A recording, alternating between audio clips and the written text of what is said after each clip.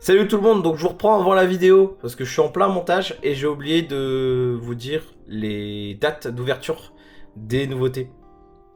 Voilà, imbécile que je suis. Vous inquiétez pas, vous aurez une petite encoche. Si l'attraction, on a la date d'ouverture ou non, ne vous inquiétez pas, ça sera remis au montage. Mais voilà, du coup, je vous laisse là, bonne vidéo. Eh bien, bonjour à tous, c'est RNCS et aujourd'hui on se retrouve pour une nouvelle vidéo pour parler des nouveautés 2026 qui me hype. Allez, c'est parti. Et on commence tout de suite avec la première petite nouveauté qui s'ajoute à Baron, c'est Hawkmode ou Hawkmode, je sais pas comment on le prononce. Veuillez m'en excuser, le néerlandais c'est très compliqué. Cette petite nouveauté, elle va faire place où? Elle va se mettre juste à côté de Baron pour en fait étendre la zone de Baron parce que Baron à lui seul est dans sa zone solo malgré qu'il y a Danse Macabre en face qui est une autre zone, mais du coup ça va rajouter de la thématique et une attraction familiale. Donc ce sont 3 petites tours de chute Zierer comme on peut retrouver par exemple Tikal à Phantasialand ou dans les parcs Plopsa. Ce sont d'autres petites tours Zierer, mais c'est pas le même modèle, mais c'est très similaire. Cette attraction verra le jour le 1er mai 2026, le jour de la fête du travail. Et oui, Efteling sur leur com ont été excellents parce que c'est sur la pub, ça parle de travail, donc c'est très bien choisi comme date. À chaque fois, c'est très bien choisi comme ils avaient fait dans ce macabre le 31 octobre. Franchement, je trouve ça sympa comme date. Mais du coup, c'est pas forcément la nouveauté qui va hype le plus, forcément, j'y vais crescendo. Mais c'est juste parce que c'est mon parc de cœur, donc forcément, j'ai voulu en parler. La deuxième nouveauté qu'on va parler, c'est Kicker Hardban. Pourquoi Kicker Hardban, vous diriez-vous? Parce que, comme vous le saviez, j'en ai peut-être pas parlé encore, mais ça approche. Le 25 et 26 avril, si je dis pas de bêtises, enfin le dernier week-end d'avril, nous allons faire un petit trip aux Pays-Bas avec la team T2F. Nous allons faire 2 parcs, qui est Drivlit, le premier, et Duinrel. Et Duinrel s'équipe d'une nouveauté cette année, 2 nouveautés même, mais là on va parler principalement de cette nouveauté qui est Kicker Hardban, qui est un nouveau Family Zierer, donc qui remplace l'ancien Kicker Hardban, qui était un Tivoli large.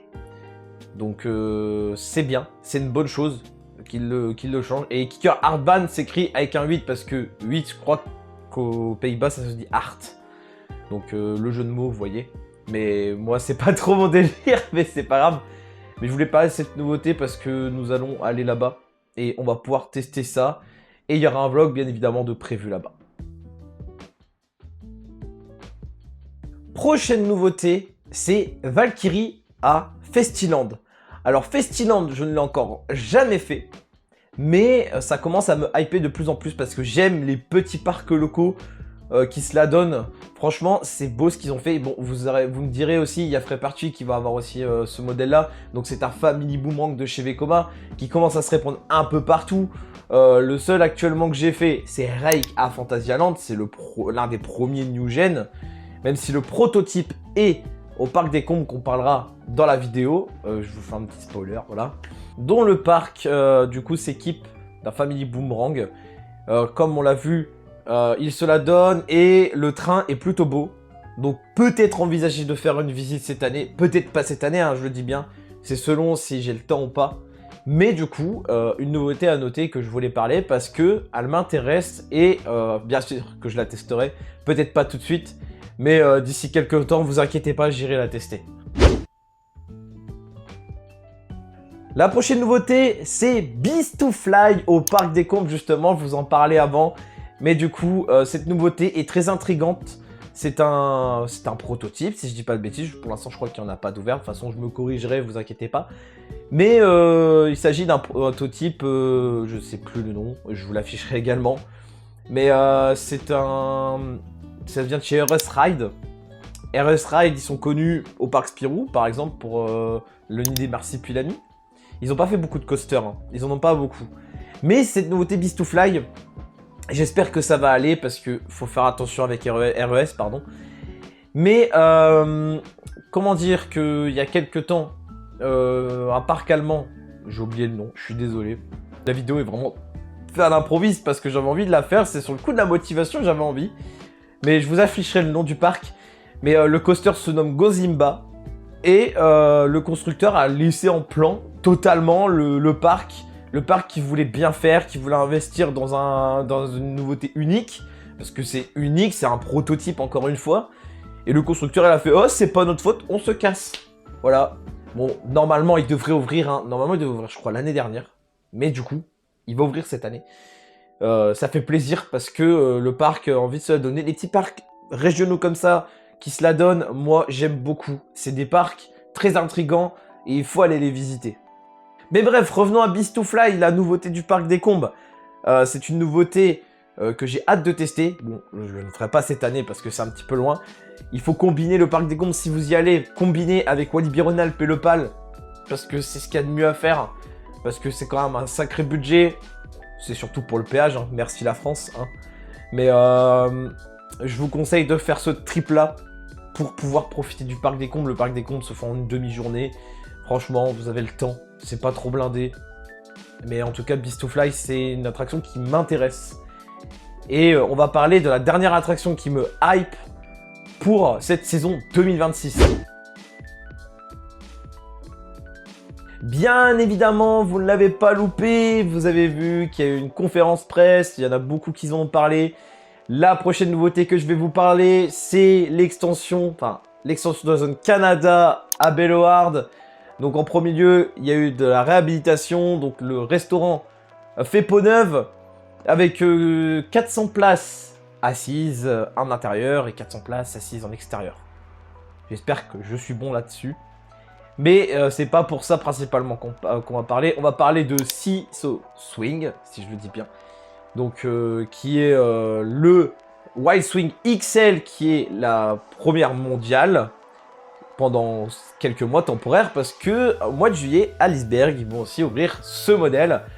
Donc le Wild Swing XL, qu'est-ce que c'est? C'est une variante du Wild Swing qu'on connaît déjà, que beaucoup de parcs achètent, qui vient de chez Art Engineering.